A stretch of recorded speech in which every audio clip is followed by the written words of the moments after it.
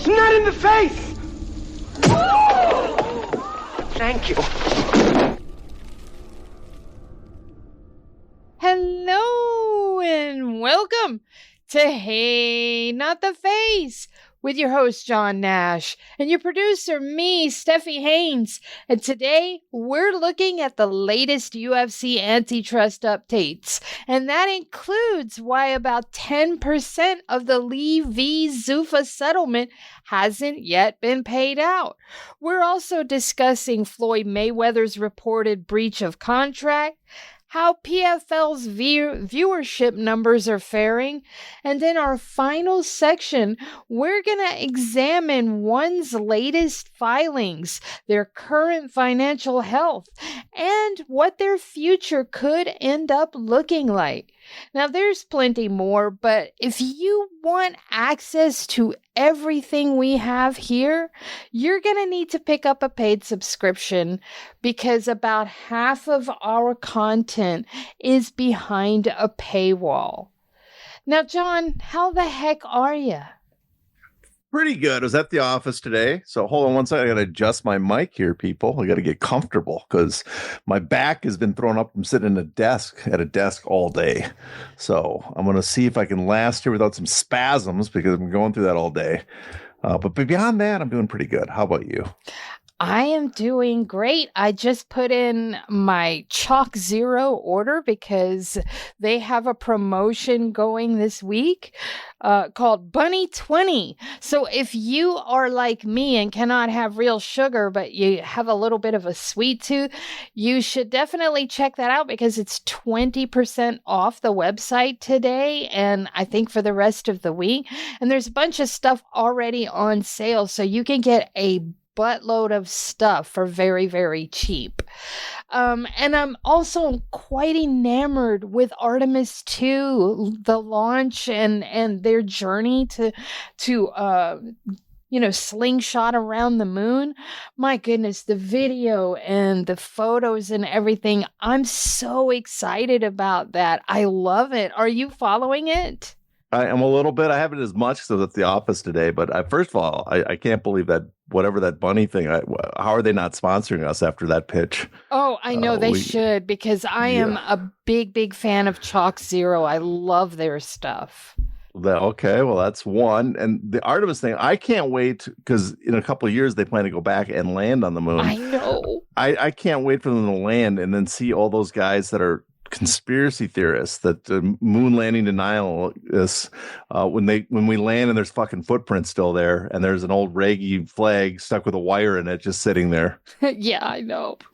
But I've been just following every little detail of it. And I follow this guy that he is the official NASA photographer. And so he set up all these remote cameras around the launch pad, with plenty of room to keep from melting down. But he had set them up like a week or two in advance. So they went through heat and thunderstorms and everything else, and surprisingly nothing happened to the cameras, but he's been pulling the footage from the cameras, and oh my god, he has some of the best video and the best photos. And I've been enjoying seeing people around the world just post their stuff. Like some kid posted his video from his backyard. He kept running inside and watching the launch on his TV and then running outside and looking up in the sky. And he did that about 8 times. And then when he ran out,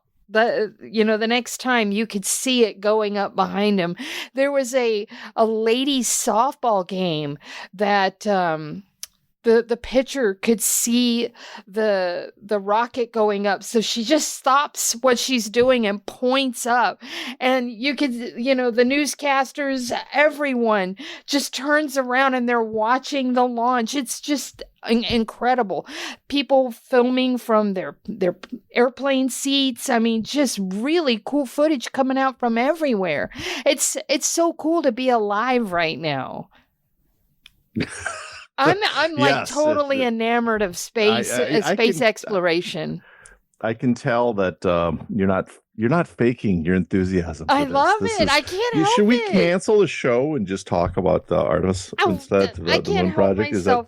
I've always been, super interested in space exploration. I'm so stunned that we are doing this during my lifetime, and I'm getting to see it.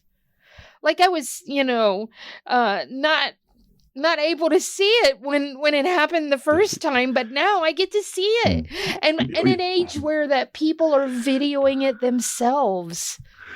We are the youngest people, me and you, of the age group that was alive. Not to out how ancient we are. We're the youngest people alive that were alive the last time they visited the moon. Yeah. But we were too young to remember it. Like babies, we were babies, yes, we were or in babies. utero. We didn't actually get to experience, but we were alive then. So that's just a. But not when we were on the moon. Just when they launched around the moon. I know 72 was the last time. Yeah, so that's the last moon ship, the last actual trip to the moon.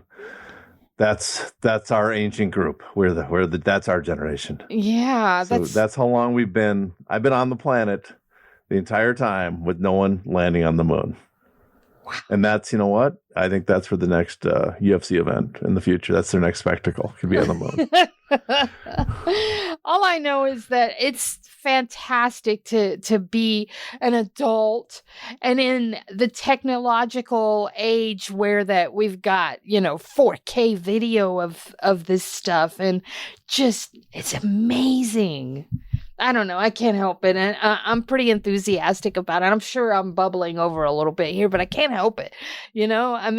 I watched a rocket ship launch yesterday and provide some of the coolest video ever. Like when the rocket disengaged from the actual ship.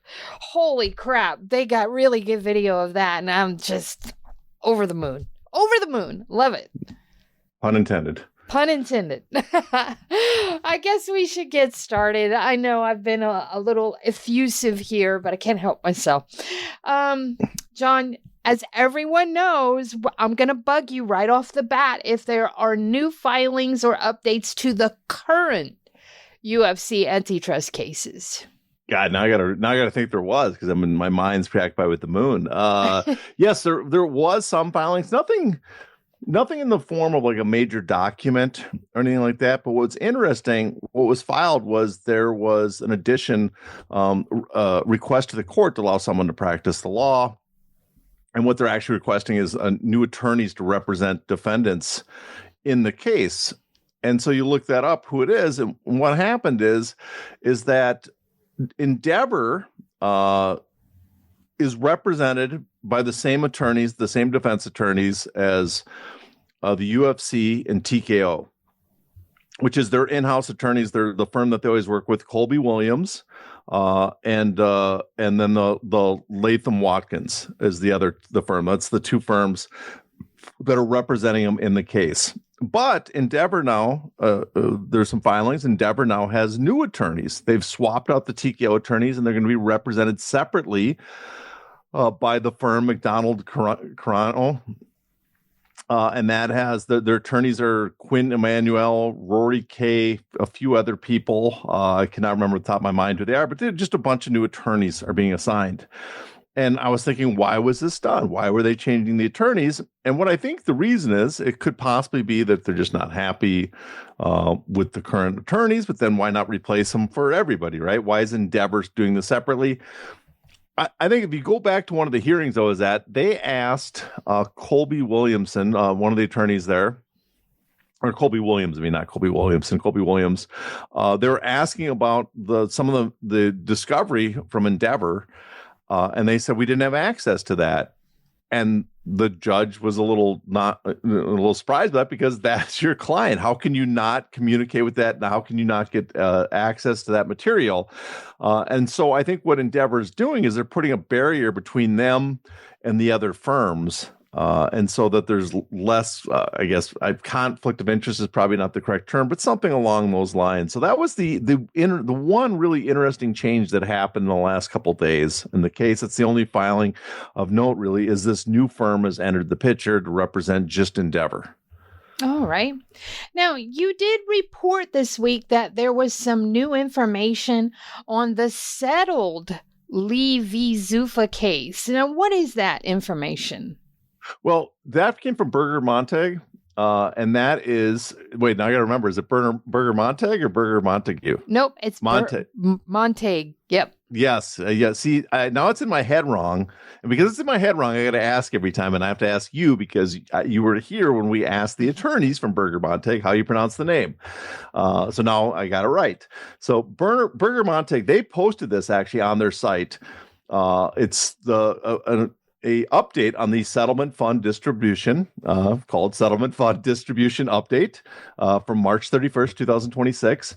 And what they talked about is to date, payments totaling $237,386,515.53, cannot forget the 53 cents, has been issued to 984 claimants in 44 countries, right? Now, we know that there was 1,088 claimants. So that means 104 fighters total have not got their settlement fund. We also see that this is 237 almost $237.4 million, we'll say. So about $15 million has not been distributed to the fighters yet. So it looks like, based on those numbers, we can assume that almost all the money, the guys that had big amounts coming to them have collected their money. They're not missing, it seems like. But there are several fighters that haven't claimed. And so why are there so many fighters that have not claimed their money? Why are we missing about 10% of the total claimants? And so they go through it. They give 5 reasons. The first is that there are 15 claimants whose distributions have been delayed due to processing issues beyond Berger Montag's control. And what they describe is they typically arise when the claimant's bank requests, the bank of the claimant requests additional information after we tried to send the payment. So it sounds like they tried to send a payment to the bank. That bank denied it. Perhaps they flagged it thinking it was, something suspicious. They want additional information. And so they are working with those banks to get those impacted claimants their money. So that's 15 that happened to. Second, there are 25 claimants whose distributions are pending while payment instructions are under review. And they are validating the instructions and communicating with the class members. So apparently maybe they just don't, they can't read the payment information or whatever, but they are trying to verify it before sending the money. Because, as they noted earlier elsewhere, is that all the money has, considering the possibility for fraud or mistakes, all the money apparently has gotten to the right people. And they're trying to be very cautious about making sure that happens. So next group, third, there are 37 claimants whose distributions have not been processed due to outstanding issues with the ACH or wire instructions provided by these claimants. And these are typically results of an error in providing the account information, or the claimant changing the account that received the distribution, or missing information, something like that. So they, remember they had that form you're supposed to fill out. Mm-hmm. So either the claimant left something out of it, put in the wrong number, or after handing in that number, that information where to wire the money, they went back and changed it. And so now they have to double check. So that's 37. That's the largest group. Fourth, there are 10 claimants whose distributions have not been issued due to outstanding legal issues. I honestly thought there'd be more, right? I thought there'd just be a higher number considering how MMA fighters are. But 10 claimants' distributions have not been issued due to outstanding legal issues. And these can include competing claims on the distribution amount. These can come from either spouses or taxing authorities. I'm pretty sure everybody can figure that out. Spouses from divorce, or alimony, or something along those lines. Taxing authorities, because their fighters probably didn't pay their taxes for years or something along those lines. Or it is unclear who the rightful recipient of some of these funds are. And these usually come when someone died. As we know, sadly, several fighters in the class have died since then. There's Anthony Rumble Johnson passed away, and several other fighters since then, large number, sadly. So that's the other issue. So that's 10 more claimants right there. And then finally, the fifth group there are 17 class members whose distribution hasn't been issued yet because these class members reside in countries that are subject to sanctions scheme governed by the Office of Foreign Asset Control of the United States. And so the OFAC list, there's sanctions on those countries. I'm guessing the large majority of them are probably live in Russia. But that's 17 members because we have the government has issued sanctions on certain countries and they can't just directly send the money.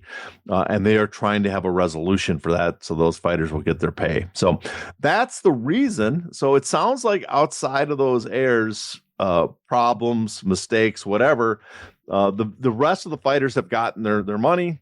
And now we're down to 104 fighters because of particular issues. Divorce, inheritance, tax problems, sanctions on the government where they live, various other issues, improper numbers on their bank account, whatever. They have not got paid yet. So hopefully that gets settled soon enough and we can mark off 100% got paid and not talk about that anymore.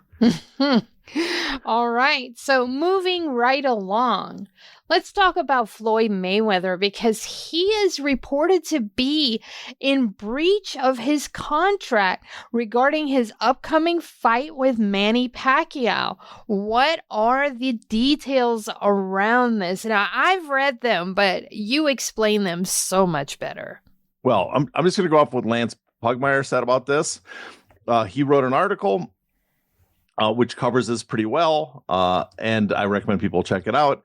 But basically, people remember a few days ago, there was kind of an uproar when Mayweather described that his fight coming up with Manny Pacquiao will not be an official fight. It's going to be an exhibition, and that they're not sure if it's going to be at the Sphere. And then now that Mayweather's team has charged him actually with a breach of contract because they supposedly have an agreement already in place that it is to be a real bout. That's the agreement that you mean Manny's team. Oh, sorry. Yeah. Manny Pacquiao's team. Sorry. Yeah. That it's going to be a real bout. That is going to take place at the Sphere, and money has already been advanced to Mayweather, and so you have to wonder what's going on here. And I should know too, there's several other lawsuits that Mayweather is facing right now. He has a bunch of legal problems going on, and this I'm going to recommend too.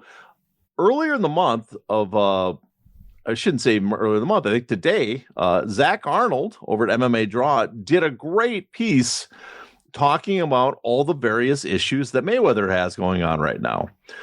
Not just the Pacquiao breach of contract lawsuit filed against Mayweather. There's the lawsuit involving Showtime that's now been moved to federal court. There is there's his complaints against his I guess advisor. Jonah Rechnitz, I think is how you pronounce his name. And they do a great breakdown in the piece. You go through all the, issues facing Jonah Rechnitz right now and why he's not going to jail. And just, I guess, how suspicious this figure might be. I mean, we've talked about him in the past, but I thought this was a great piece because it does a rundown of all the issues currently occupying Mayweather and his close advisor that he works with, that he's vouched for, and all the issues with him. And that adds a little color to the situation in some ways, because I can't help but think that maybe some of Mayweather's financial problems are due to the fact that he has this guy working with him, considering his track record, right? And so the other thing I have a suspicion that might be going on, specifically with the Pacquiao situation, is Mayweather seems to have some financial problems, was in need of cash. He signed on to this fight against Pacquiao on Netflix because it's going to pay him a ton of money. Who knows the amount, but it's in the probably not as much as he got for the original one on pay-per-view, but let's guess tens of millions, if not scores of millions of dollars. But I'm also guessing Mayweather maybe is concerned a little bit about his zero being undefeated. And he does not. He's now trying to find a way to back out of being an official bout because he doesn't want to risk that 50-0 mark that he so much wants to preserve. And probably does feel threatened by it now, considering his age and Manny looks a lot better than him. Yeah, I mean, Mayweather has been fighting exhibitions, but he does now look slower, older on these exhibitions. And Pacquiao, he doesn't look like Pacquiao of old, but he's been in serious competitions in the last few years. And so it does look like he is perhaps at a level now that he has stayed at a higher level at this point than Mayweather. So that's my guess, is that he's worried about the loss, and he doesn't want, just pride factor, whatever. He does not feel he wants to sacrifice that loss for whatever money. But he seems like he signed the agreement. We'll have to see more of that suit. But if he signed the agreement and this is the only way you're going to get paid, you're going to have to put up your perfect record on the line. And if he somehow gets beat and ruins that perfect record, I think in his mind, and he might be correct in that, is that he won't be able to parlay that 50-0 into future exhibition fights. I think that might be a concern. I also think in some ways in his head, that's what cements him as the best of all time. And if he loses that, it's like, well, now people have ammunition to claim I'm no longer the best. People can claim Sugar Ray Robinson was the best when he went 79-1. Well, 79-1-2, I believe, overall, or Pep when he went 134-1 or whatever. So that he'll leave room for his detractors if he loses this fight. I think that's his big concern. But it's also, again, you might be right too, he's worried about the financial implications because he also has built a whole marketing arm around that 50-0 record. Yeah, that's why I say that he probably fears losing that 50-0 because what's he going to parlay that into financially if it's now 50-1? Yeah, but I think they're still paying him a lot. It'd be worth it. Yeah, but Yeah. He does have a reputation for poor reading skills and comprehension, and he has a reputation for tying himself to people that are robbing him blind. So I don't doubt that there's folks out there that would take advantage of him too. So yeah, well, there's always that. I think there's people that would prey on his desire, because I think one of it, he does have, and we know he has an ego problem. He's full of himself. He's God damn it, he's Money Mayweather, and I think he's truly embarrassed by the fact of how much money he's lost, because that goes against his entire image. But he keeps doing the same boneheaded things. Yeah, I mean, let's be honest. He does not know how to handle money. When you hear about what he's spending his money on, what his investments are solely into like expensive property, it's not wise financially what he's been doing with his money. But I guess are we surprised at this point? I was when I first heard, but not because I could not believe someone blew through that kind of money. That's why I'm always saying that I can absolutely believe that Conor needs money because he didn't make anywhere near what Floyd Mayweather has made, and he's burning through his fortunes at an astronomical rate. Yeah, it's I just not. This is like Brewster's Millions. The way these guys spend, like they're intentionally trying to go broke. Yeah. So, all right, we will review this again when we get more information. Let's move on because PFL had some viewership numbers come out for their Pittsburgh show from last weekend. Is there anything that says that they are doing better, or if they're trending the same, if they're doing worse, are they trending downward? What's happening there? Well, there was a lot of talk of the numbers I saw come out. This is what PFL Pittsburgh show. And because it played on ESPN2, we have some information, some numbers. And The thing is, though, I think maybe people are reading too much into those numbers. First, the numbers themselves. It did 97,000 viewers is how much it averaged, and a 0.02 in the 18 to 49 demo. So people are like, well, that's disastrous. They're terrible. And I'm not going to say, that's not bad. That's probably bad. But you got to remember, too, it also aired on ESPN Plus at the same time, and they don't give viewership numbers for ESPN Plus. And so it's very okay. Now, when the UFC would play on ESPN, obviously they did much higher, but they'd always say the UFC numbers were even greater than that because of the ESPN Plus.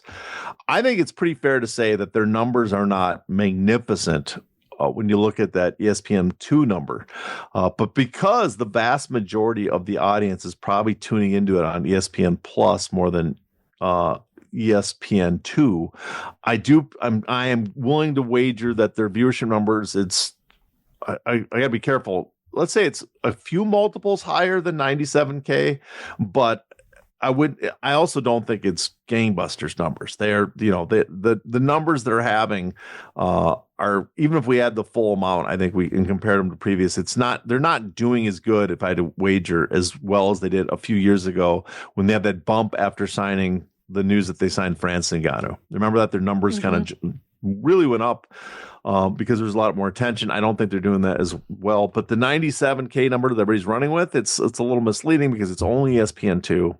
I'm not sure how many people are tuning into ESPN2 to watch PFL when ESPN Plus is there. And the majority of the fans, majority of the people that watch MMA probably have ESPN Plus still because that's what the UFC was on. I did see some conversation on Twitter that were saying this is a really good bump because the numbers that came out also did a comparison.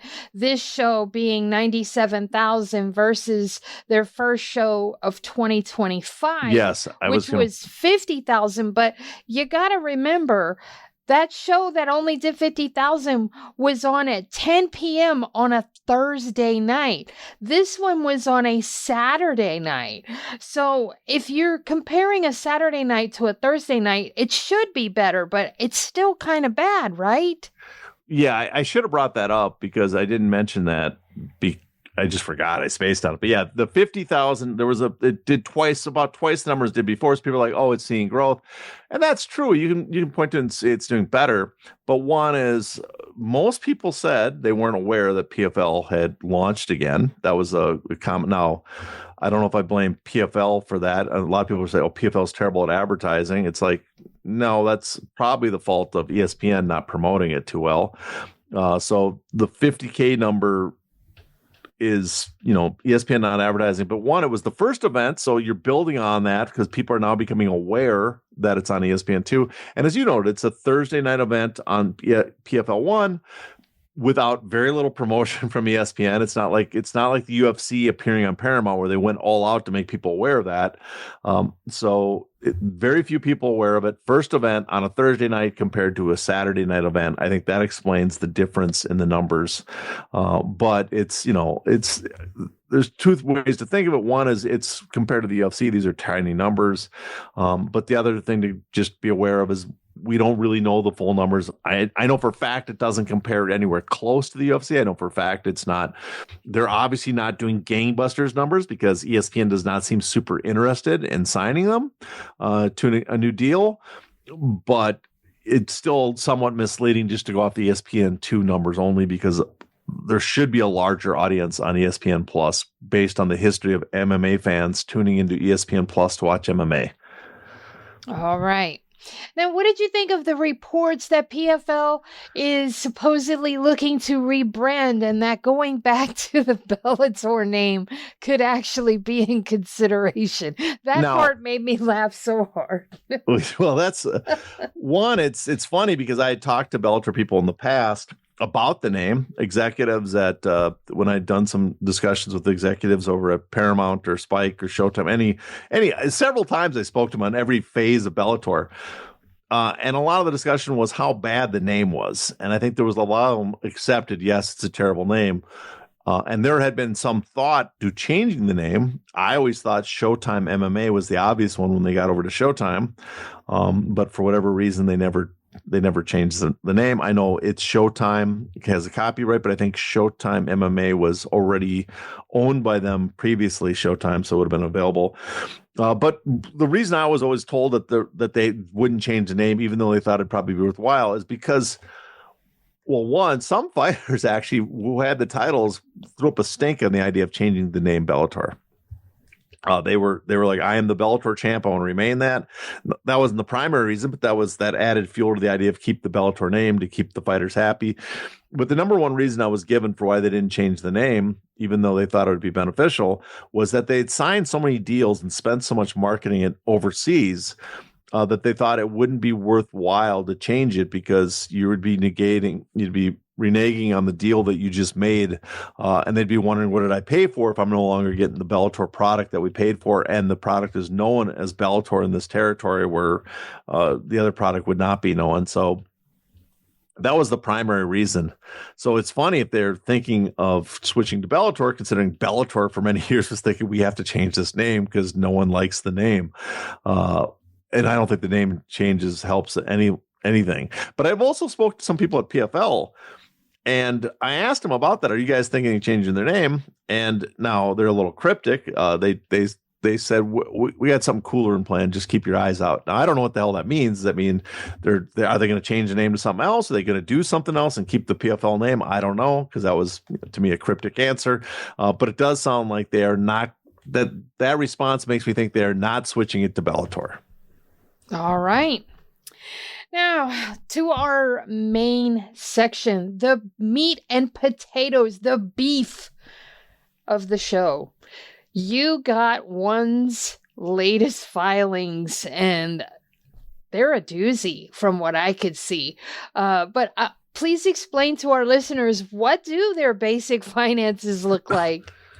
Well, just to explain to people where I got this was from ACRA. That's the basically the SEC of Singapore. ONE files with this. So this is, these are not me, coming up with numbers. This is the numbers they reported to Singapore for the ONE Championship Singapore group. There's a parent company based in the Caymans, but ONE Championship, which is all the intellectual property for their fight promotions, is still based in Singapore. Briefly, they left, but they domiciled back in Singapore, so that's where we got the numbers. So what is their new financial statement? It covers the year 2024. So we don't have last year, but we have the year before. So the most recent numbers we have is for the 12 months that end on December 31st, 2024. So what does it show us? Well, it shows us that their total revenue, thankfully, which has been switched to US dollars recently, they now do US dollars instead of Singapore, so I don't have to convert it. Their total revenue went from $68 million in 2023 to $93.2 million in 2024. That is a change of 37%. So the revenue has gone up 37%. Their cost of sales, this is impressive for them. Their cost of sales in 2023, what it takes to put on a show and generate sales, that was $32.3 million US dollars. And so their cost of sales in 2024 had fallen to $25 million. That's 23% lower. So, if you look at those two numbers, they seem to be going in the right direction. Revenue's up, cost of sales are down, gross profit is from 2023 went from 35.7 million in gross profit to 68.2 million in 2024. Now, gross profit is just the profit made on the product itself made and the cost of sales. It doesn't include the operating loss from marketing, administration, and stuff. So we got to add that in. So 2023. Their operating loss was 79.8 million. That dropped only 47 million last year. So the total loss, the amount of money they lost overall, because this is ONE Championship and we know they don't make money in a year, is in 2023, they reported $90 million in loss. But in 2024, they'd cut that down to only $47.1 million in losses. And we also can look at their revenue sources, and we can see that they've seen increases in the revenue. Broadcasting went up from 56.2 million to 75.9 million in 2024. Sponsorship rose by 8.3 million to 14.2 million. Their digital platform was one of the few that fell from 2.7 million. To access the bonus content of this episode, you must be a paid subscriber. To do that, go to heynottheface.substack.com and subscribe today.